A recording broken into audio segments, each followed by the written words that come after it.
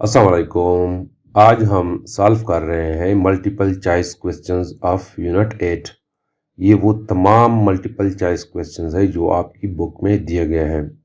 आज के इस लेक्चर में हम इन तमाम मल्टीपल चॉइस क्वेश्चंस को सॉल्व करेंगे। क्वेश्चन नंबर 1 कहता है कि the SI unit of heat is joule, kilogram per kelvin and kelvin. ये कहता है कि सिस्टम इंटरनेशनल में हीट की यूनिट क्या है।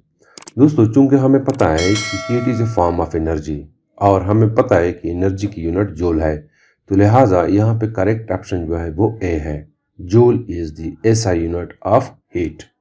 एमसीक्यू नंबर 2 कहता है कि the SI unit of temperature is centigrade, Fahrenheit, joule and kelvin. Temperature की सिस्टम इंटरनेशनल में जो यूनिट है वो क्या है, तो वो है केल्विन। यहाँ पे करेक्ट ऑप्शन जो है वो डी है। एमसीक्यूज नंबर 3 कहता है कि the Fahrenheit and Celsius scale reading of temperature coincide at 0 degree centigrade, -460 degree, -273 degree and -40 degree. ये कहता है कि फ़ारेनहाइट और सेंटीग्रेड स्केल कहाँ पे एक दूसरे को कोइंसाइड करते हैं, मतलब यह है कि कौन सी डिग्री पे वो बराबर होते हैं।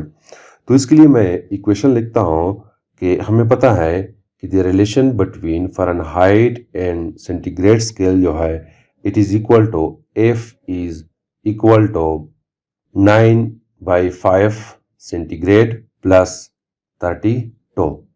इस इक्वेशन में अगर हम सेंटीग्रेड की जगह -40 डिग्री लेके तो F यानी फ़ारेनहाइट जो है it will be equal to 9/5 multiplied by -40 plus 32।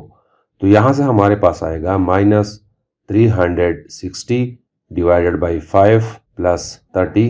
तो it is equal to -72 plus 32। तो F जो है यानी temperature at Fahrenheit will be equal to -40 degree. तो मतलब यह है कि यहाँ पे हमने सेंटीग्रेड में लिया है -40 डिग्री और यहाँ पे हमें फ़ारेनहाइट में मिला है। तो यहाँ पे करेक्ट ऑप्शन जो है वो डी है, -40 डिग्री। एमसीक्यूज नंबर 4 कहता है कि 310 kelvin in centigrade scale is equal to 37 degree centigrade, 310 degree centigrade, 63 degree centigrade and 273 degree centigrade. तो इसको हम कैलकुलेट कर सकते हैं कि हमें पता है कि K यानी temperature at kelvin scale is equal to centigrade plus 273। तो इसको हम रीअरेंज करते हैं। हम लिखते हैं कि C is equal to kelvin minus 273।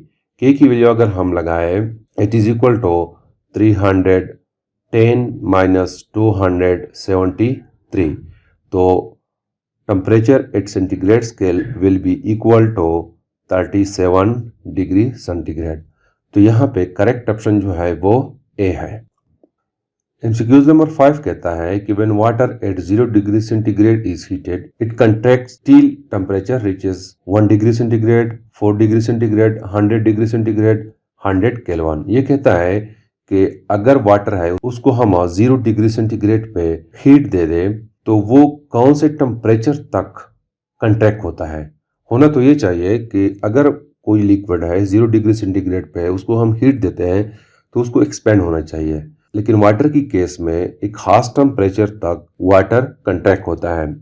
तो वो टेम्परेचर है 4 डिग्री सेंटीग्रेड, जिसको हम कहते हैं इनॉर्मस एक्सपेंशन ऑफ वाटर। तो अगर वाटर को 0 डिग्री सेंटीग्रेड पे हम हीट दे दें तो 4 डिग्री सेंटीग्रेड तक वाटर कंट्रैक्ट होता है। तो यहाँ पे करेक्ट ऑप्शन जो है वो बी है। एमसीक्यूज नंबर 6 कहता है कि the SI unit of specific heat is joule per kelvin, joule per kelvin per kilogram, joule per kelvin, joule kelvin kilogram. तो यहाँ पे करेक्ट ऑप्शन जो है वो बी है। SI unit of specific heat जो है वो joule per kelvin per kilogram है। वो कैसे? देखो, हमें पता है कि delta Q is equal to MC delta T। इसको हम रीअरेंज करते हैं कि specific heat is equal to delta Q divided by M delta T। तो यहाँ पे हीट की यूनिट जूल है, मास की यूनिट किलोग्राम है और टेम्परेचर की यूनिट हम केल्विन में लेते हैं, तो joule per kilogram per kelvin. तो यहाँ पे करेक्ट ऑप्शन जो है वो बी है।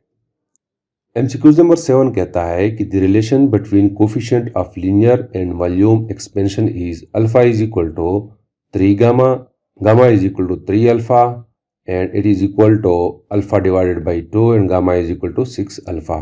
तो दोस्तों इसको हम डिस्कस कर चुके हैं कि it is equal to 3 alpha. तो यहाँ पे करेक्ट ऑप्शन जो है वो बी है और इसको हम पिछले लेक्चर्स में डिस्कस कर चुके हैं। एमसीक्यूज नंबर 8 कहता है कि the SI unit of latent heat is joule per kelvin, joule per kilogram, joule kelvin per kilogram, joule kelvin kilogram. तो यहाँ पे करेक्ट ऑप्शन जो है वो है B. SI unit of latent heat जो है वो जूल पर किलोग्राम है। वो कैसे, इसके लिए हमें पता है, हमारे पास इक्वेशन है कि लेटेंट हीट ऑफ फ्यूजन जो है it is equal to delta Q divided by M. यहाँ पे डेल्टा क्यू की यूनिट जूल है, यानी हीट की यूनिट जूल है, मास की यूनिट किलोग्राम है। ये इक्वेशन भी हम डिस्कस कर चुके हैं। तो यहाँ पे करेक्ट ऑप्शन बी है। एमसीक्यूज नंबर 9 कहता है कि how much heat is required to melt of 1 kilogram of zinc at its boiling temperature 240 degree centigrade with latent heat of 113 into 10⁻³ joule per kilogram. हमें कहता है कि जिंक है उसकी मास 1 किलोग्राम है, उसको मेल्ट करने के लिए कितना हीट चाहिए होता है। तो ये हमें वैल्यू दी गई है, इसको हम कैलकुलेट करते हैं। यहाँ पे हमें गिवन डेटा दिया गया है, mass is equal to 1 kilogram और temperature is equal to 240 degree centigrade और लेटेंट हीट जो है एल एफ जो है it is equal to 113 into 10⁻³ joule per kilogram. अब हम कैलकुलेट करते हैं। हमें पता है कि delta Q is equal to M into latent heat of fusion. यहाँ पे जस्ट हम वैल्यूज पुट करते हैं। एम की वैल्यू जो है वो 1 है, लेटेंट हीट ऑफ फ्यूजन जो है it is equal to 113 into 10⁻³ joule per kilogram. यहाँ पे 1 के साथ किलोग्राम है, तो मैं इसको लिखता हूँ, इससे मैं किलोग्राम बना लेता हूँ और यहाँ पे 1 लिखता हूँ। तो ये किलोग्राम और ये कैंसिल हो जाएंगे, तो 1 multiply by this it will be equal to delta Q जो है it will be equal to 113 into 10⁻³ joule. तो यहाँ पे करेक्ट ऑप्शन जो है वो ए है। क्वेश्चन नंबर 10 कहता है कि the amount of heat required to raise the temperature of 1 kilogram of water by 1 kelvin is equal to 1 joule, 400 joule, 310 joule, 4190 joule. तो इसको हम कैलकुलेट करते हैं। हमें पता है कि डेल्टा क्यू जो है it is equal to M C delta T. यहाँ पे हम वैल्यूज पुट करते हैं। एम की वैल्यू हमें दी गई है 1 किलोग्राम, तो 1 किलोग्राम। सी की value in case of water हमें पता है कि it is equal to 4190 joule per kilogram per kelvin और टेम्परेचर जो है it is equal to 1 kelvin है। तो ये केल्विन कैंसल, ये किलोग्राम कैंसल, तो 1 multiply by this multiply by 1 we will get 4190 joule. तो डेल्टा क्यू की वैल्यू हमारे पास हो जाएगी 4190 जूल। तो डी जो है ये करेक्ट ऑप्शन है। तो it's all about the multiple choice questions of unit 8। Thank you.